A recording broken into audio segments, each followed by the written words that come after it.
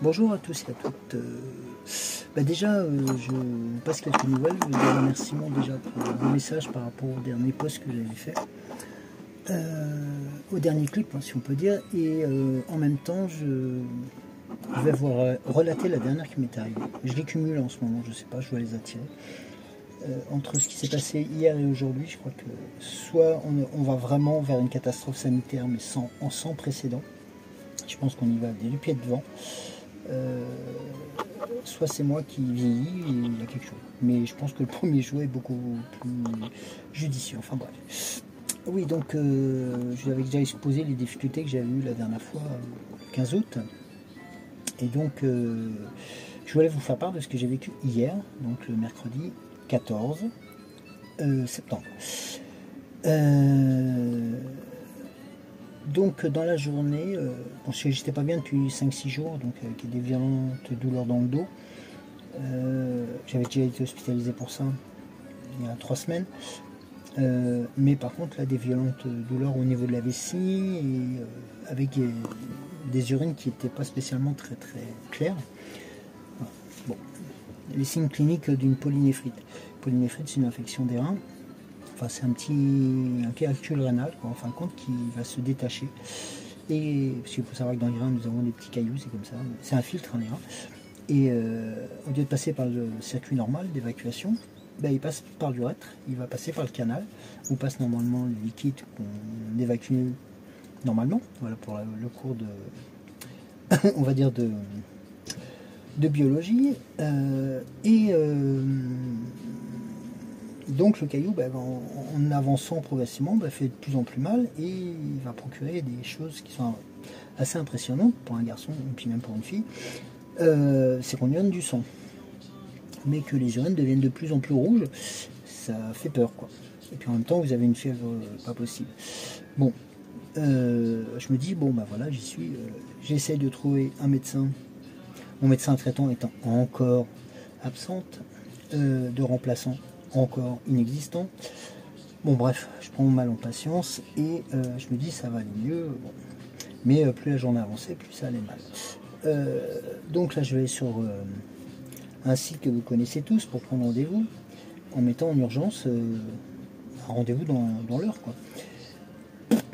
Et là c'était le grand vide, hein, sauf de prendre un hélicoptère puis de partir en province. Moi j'aurais bien voulu perso, hein.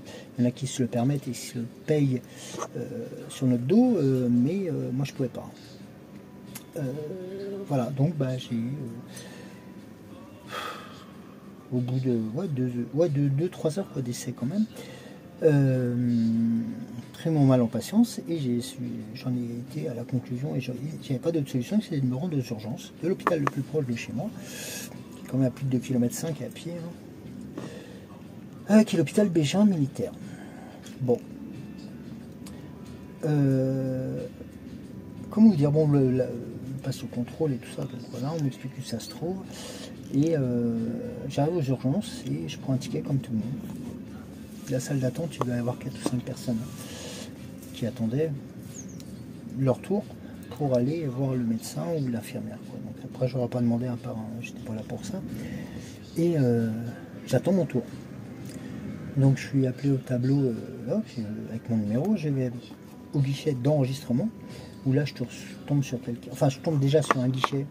Je ne sais pas si vous vous rappelez, enfin les plus anciens peut-être, les moins jeunes, un guichet où il y a une toute petite ouverture comme ça, mais vraiment toute petite, hein, comme ça, où style une feuille à 4 passes, on la plie en deux, où devinez qu'en face il y a un homme ou une femme, parce qu'en plus ça parle derrière une vitre triplement doublée, on va dire. Vraiment le guichet RATP comme avant, ou SNCF comme il était avant. Bon bref. Mais je devinais la posture de la personne en face qui est complètement affalée dans son fauteuil et qui, la première chose qu'elle m'a demandé, elle m'a dit qu'est-ce que vous faites là? Qu'est-ce que vous venez faire là? J'étais un peu surpris de la façon dont elle m'avait posé la question parce que je sais pas si je suis là aux urgences, je sais pas si peut-être, j'ai été venu repeindre le plafond ou changer les toilettes, j'en sais rien moi. Et non, on m'a fait comprendre déjà que j'étais pas, on va dire, dans les bons services. Ensuite, malgré tout, donc je donne mes dossiers, elle me enregistre et elle me remet donc l'étiquette et elle me dit vous attendez dans la salle et on vous appellera. Bon, de là on m'appelle. Donc tout ça c'est PC après je sais pas, il était plus de 17 heures quoi. Donc je me dis bon, comme il n'y a pas grand monde, peut-être espérer que je vais être pris en charge assez rapidement. Donc on m'appelle, pas dire assez rapidement, mais on m'appelle relativement dans un temps record qui doit être à peu près 1h30 je crois. Donc bon ça va, hein, pas trop à me plaindre. Avec une spécificité, oui j'ai oublié de dire, c'est que aucun distributeur de boissons, de friandises et autres ne fonctionnait hors service. Aucun moyen de pouvoir avoir de l'eau de fontaine était HS. Je ne sais pas comment ils ont fait quand il y a eu la canicule là. Bon, bref. L'eau il fallait la chercher dans, excusez-moi du terme, mais au robinet du lavabo, dans les toilettes. Via les bon, voilà, comme ça. Donc je suis reçu par l'infirmière qui rebelote, me redemande la même chose, pourquoi vous venez ici? Là je lui ai dit, écoutez, vous avez qu'à demander à votre collègue à côté, je lui ai déjà dit. Et puis là je tends mon dossier médical que j'avais de l'hôpital, pour lequel j'avais déjà fait ma vidéo dernière, qui n'a pas beaucoup plu d'ailleurs. Tiens, je fais une parenthèse par rapport à ça. Il y en a certains qui n'ont pas du tout apprécié le fait que je fasse une vidéo et que je dise un peu les vérités. C'est qu'en fin de compte, il y en a peut-être un ou deux ou plusieurs qui ont eu la gentillesse de dire que j'avais fait un acte, je sais plus, enfin ma vidéo était subversive et incitait à la haine et à la violence. Ouais. Je sais pas quel est voilà, le corneau ou la corneau qui a fait ça, mais je pense que la haine et la violence, c'est plutôt eux qui l'ont engendré ou qui l'engendrent. Alors, commentaire, voilà, c'est facile de commenter une photo derrière en disant ouais, t'es un C ou un truc, mais prends le courage et fais la vidéo devant et puis après on en reparlera. Voilà. Et donc je passe à Firmin, fait les tests, bidon machin, gna gna. Donc elle me dit bon bah ok, je vais vous donner de quoi faire enfin recueillir les urines quoi. Elle me dit, voilà, donc vous pourrez vous retourner en salle et le médecin va vous appeler. Mais elle me tend le pot, donc elle avait collé une étiquette, une étiquette qu'on met sur les prises de son, les billets, machin. Et je sais pas, mais c'est mon habitude maintenant, partout. Hein. Je regarde quand même l'étiquette. Manque de bol sur l'étiquette, c'était pas monsieur, c'était madame, c'était une dame. Voilà. Et là je dis, il y a un problème. Elle me dit ah bon pourquoi? Bah, je dis écoutez c'est pas mon nom qui est sur le pot donc elle me dit c'est pas grave il est vide. J'ai regardé, je dis mais oui j'avais pas regardé, personne ne l'aurait remarqué quoi. Elle me dit ah oui c'est vrai, ah bah c'est banal, ou elle me dit ouais c'est ballot, un truc comme ça. Et puis là sans commune mesure, sans même enlever l'ancienne, elle colle la mienne dessus. Très pratique, hein. Bravo pour une infirmière. Bref, je me dis bon ça commence bien, enfin ça continue bien. Et je retourne dans la salle d'attente qui entre temps le volume affluence avait grandi.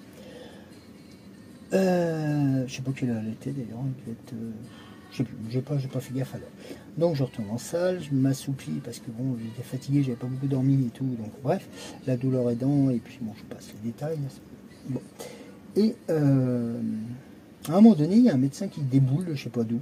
Enfin, un personnage en tunique plastique, vous savez, celle qu'on a à l'hôpital, verte, manche courte, bronzée, comme si elle revenait des Caraïbes, et qui dit à la volée, bon, ben, à partir de maintenant, il y a 5 heures d'attente. Bon, oui, ok. Donc là, tu réfléchis, puis tu regardes l'heure. Il était 19 h, je crois. Oula, je me dis 19 plus 5, ça fait 24, un truc comme ça, minuit, 1h du mat, quoi. Et puis je me dis, mais... et après, il rajoute, mais rassurez-vous, c'est selon l'ordre d'arrivée, mais aussi l'ordre d'urgence, de prise en charge d'urgence. Pour faire court. Donc je me rassure, je me dis, bon, ok. Donc on est à 19 h. Bon.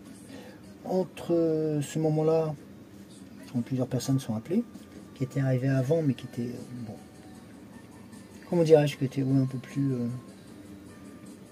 oui, qui étaient en brancard, bon, voilà, parce que les gens qui sont arrivés en brancard, donc ça, vous connaissez les urgences, je ne vais pas vous les apprendre.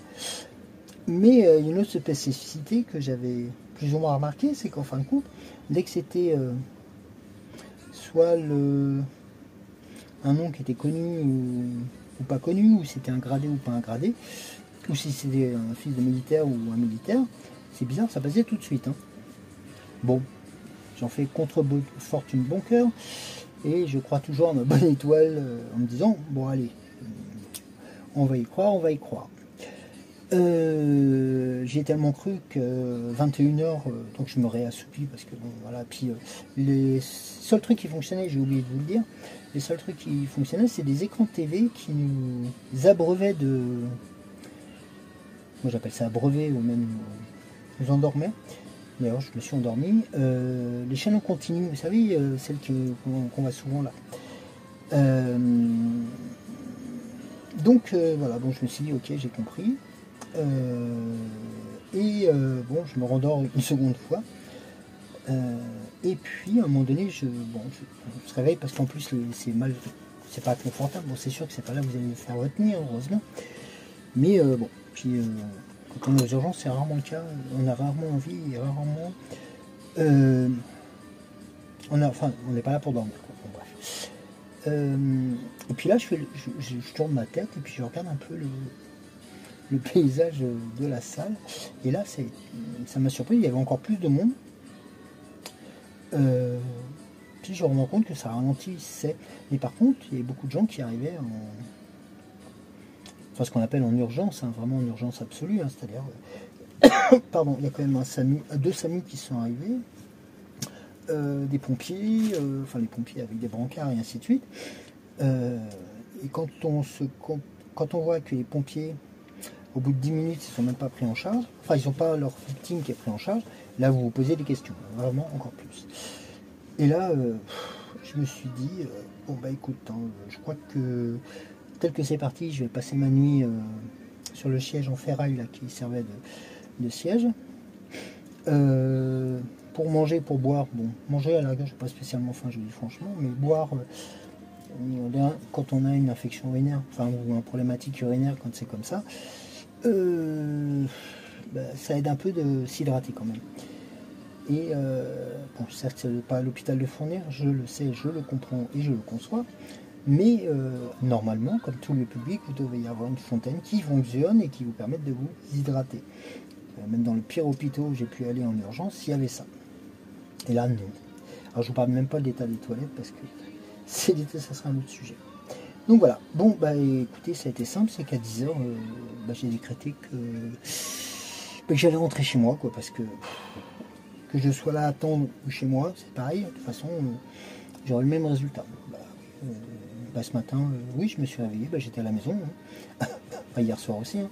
Mais et il y a un truc qui est surprenant, et d'ailleurs je n'ai même pas rebondi là-dessus, c'est qu'en fin de compte ils prennent vos coordonnées et tout ça. Quand même.